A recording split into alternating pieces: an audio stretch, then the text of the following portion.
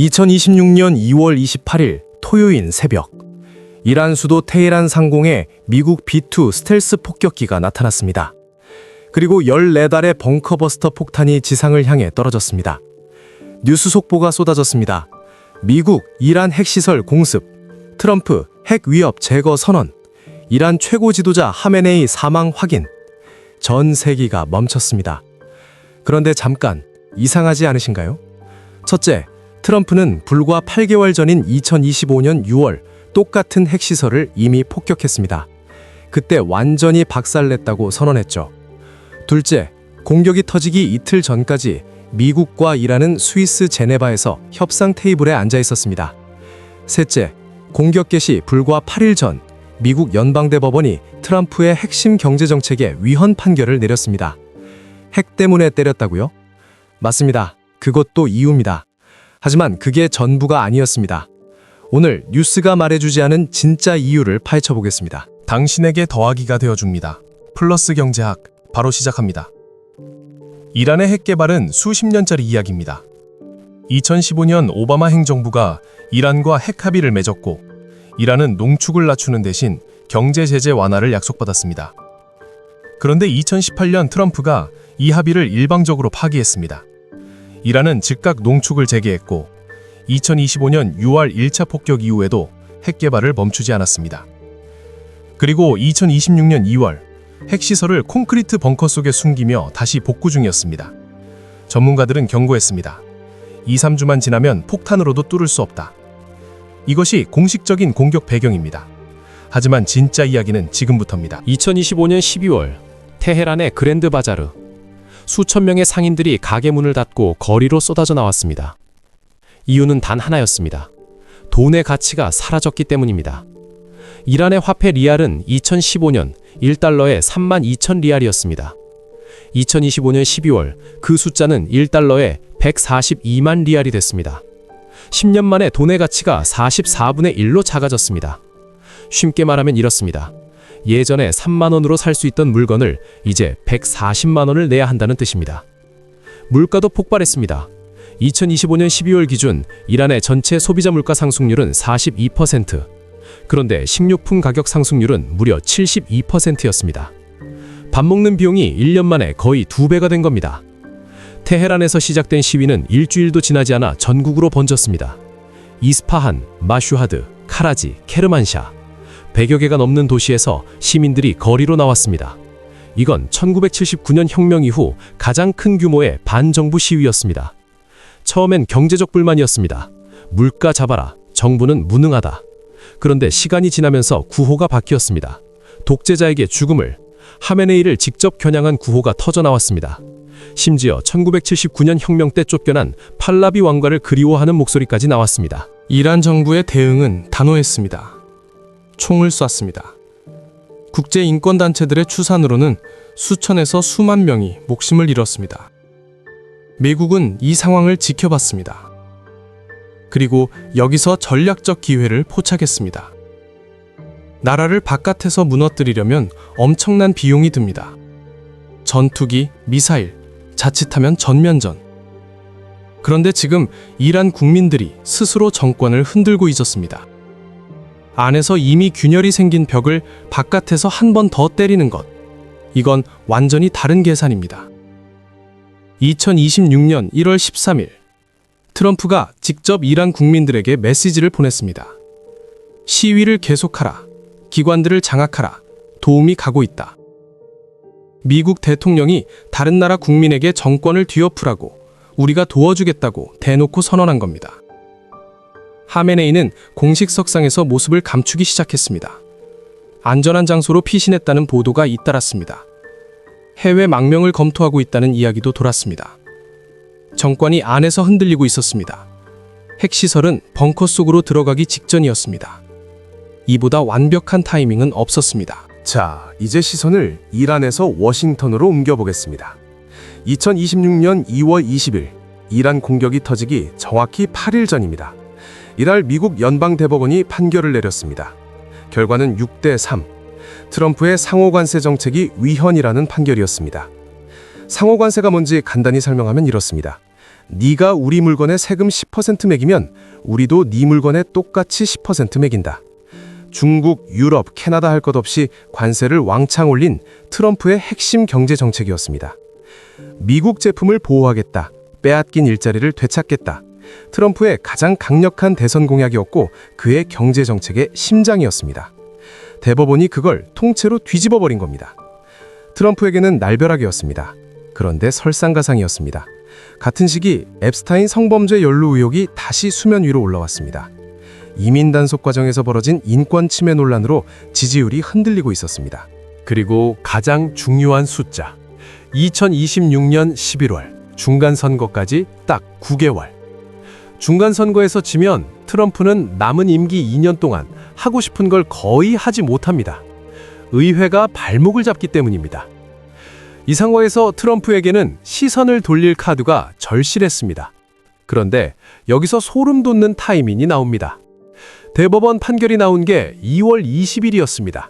그리고 바로 그날, 불과 몇 시간 후, 트럼프가 기자들에게 말했습니다.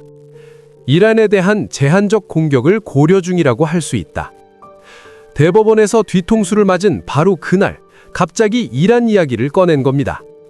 미국 언론과 전문가들 사이에서 즉각 나온 말이 있습니다. Wag the dog. 꼬리가 개를 흔든다. 원래 꼬리는 개를 따라가야 합니다. 그런데 꼬리가 개를 흔드는 상황. 정치에서 이 말이 뜻하는 것은 명확합니다. 대통령이 국내 위기에 몰리면 해외에서 큰 사건을 일으켜 국민의 시선을 돌린다는 것입니다. 생각해 보십시오. 뉴스 헤드라인이 매일 이런 내용으로 도배되고 있었습니다.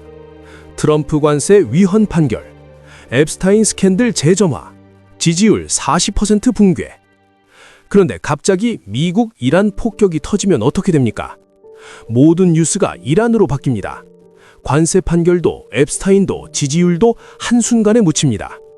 그리고 전쟁이 터지면 또 하나의 심리가 작동합니다. 지금 나라가 전쟁 중인데 대통령을 욕할 때가 아니지. 국민들이 대통령 뒤로 뭉치는 현상. 이것을 국기 뒤에 모이기 효과라고 합니다. 역대 미국 대통령들이 위기 때마다 써온 방법입니다. 물론 트럼프가 국내 정치 때문에 이란을 때렸다고 인정한 건 아닙니다. 공식적으로는 핵 위협 때문이라고 말합니다. 하지만 타이밍이 너무 절묘합니다. 대법원 판결 8일 후, 중간선거 9개월 전, 지지율이 흔들리던 그 시점, 이 퍼즐은 너무 딱 맞아떨어집니다. 자, 이제 가장 냉정하고 구조적인 이야기를 해보겠습니다. 트럼프에게는 두 개의 전쟁이 있습니다. 러시아 우크라이나 전쟁, 그리고 중동 전쟁. 그런데 이 두 전쟁을 대하는 태도가 완전히 다릅니다. 러시아 우크라이나 전쟁은 빨리 끝내고 싶어 합니다. 취임 전부터 내가 대통령이 되면 24시간 안에 끝내겠다고 했습니다.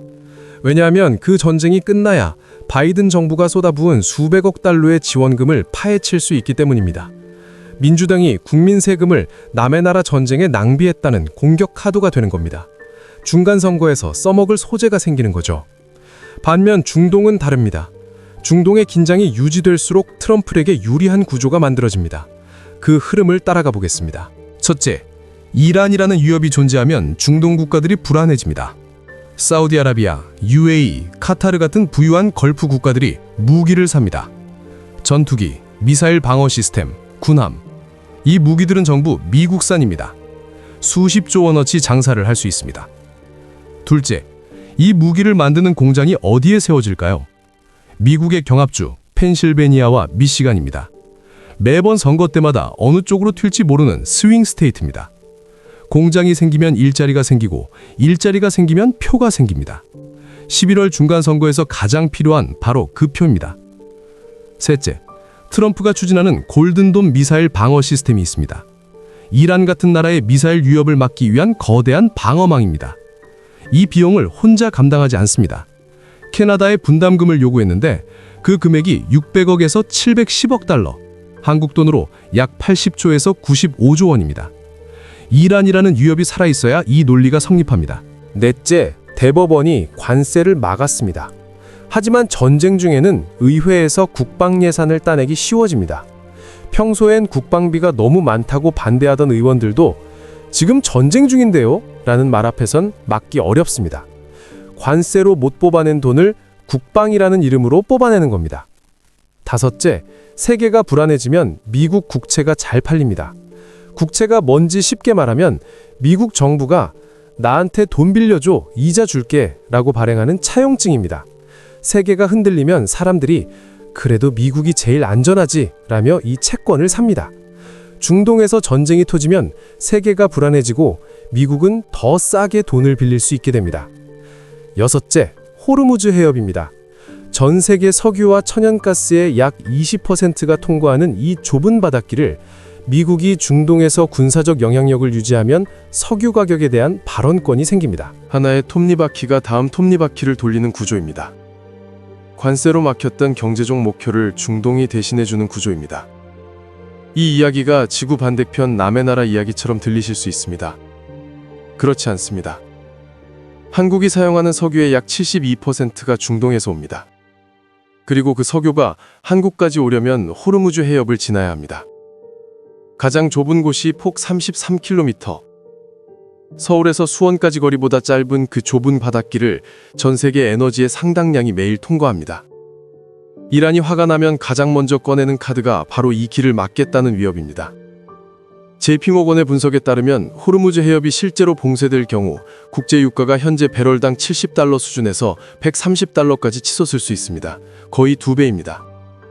그러면 무슨 일이 벌어집니까? 주유소 가격이 오릅니다. 택배비가 오릅니다. 공장 생산 비용이 오릅니다. 마트의 라면값, 과자값, 전기요금까지 오릅니다. 내 월급은 그대로인데 모든 게 비싸지는 겁니다. 동시에 세계가 불안해지면 달러가 강해집니다. 달러가 강해지면 원화 가치가 떨어집니다. 환율이 오르면 우리가 수입하는 모든 것이 더 비싸집니다. 석유도, 밀가루도, 반도체 장비도. 물가가 이중으로 올라가는 구조입니다. 물론 한국은 정부와 민간을 합쳐 약 200일분의 비축유를 보유하고 있습니다. 당장 내일 기름이 끊기는 상황은 아닙니다. 하지만 기름값이 2배로 뛰면 주유소에서 리터당 2,000원을 넘기게 됩니다. 차로 출퇴근하시는 분들은 한 달 주유비가 수십만 원 더 나갑니다. 오늘 이야기를 한 줄로 정리하겠습니다. 트럼프는 왜 이란을 공격했을까? 핵 때문입니다. 맞습니다. 하지만 그게 다가 아니었습니다. 이란 안에서는 42%의 물가 상승과 리알화 폭락으로 시민들이 들고 일어났고 정권이 안에서부터 흔들리고 있었습니다. 미국 안에서는 대법원이 핵심 경제정책을 뒤집었고 9개월 후 중간 선거를 앞두고 트럼프의 지지율이 흔들리고 있었습니다. 그리고 이란이라는 위협이 유지될수록 무기가 팔리고 경합주의 공장이 세워지고 예산을 따내고 국채가 팔리고 석유 영향력이 유지됩니다. 핵, 시위, 선거, 돈의 흐름, 각자 다른 시간에 쌓여온 퍼즐 조각들이 2026년 2월 28일 한 지점에서 전부 맞아떨어진 겁니다. 세상에 우연히 터지는 전쟁은 없습니다. 전쟁 뒤에는 반드시 계산이 있습니다. 앞으로 어떤 뉴스를 보시든 한 가지만 물어보십시오. 표면의 이유 말고 그 뒤에 누가 무엇을 얻는가? 돈은 어디로 흘러가는가? 타이밍은 왜 하필 지금인가? 그 질문을 던지는 순간 뉴스가 완전히 다르게 읽히기 시작합니다. 오늘 영상이 그 시작이 됐으면 합니다. 감사합니다.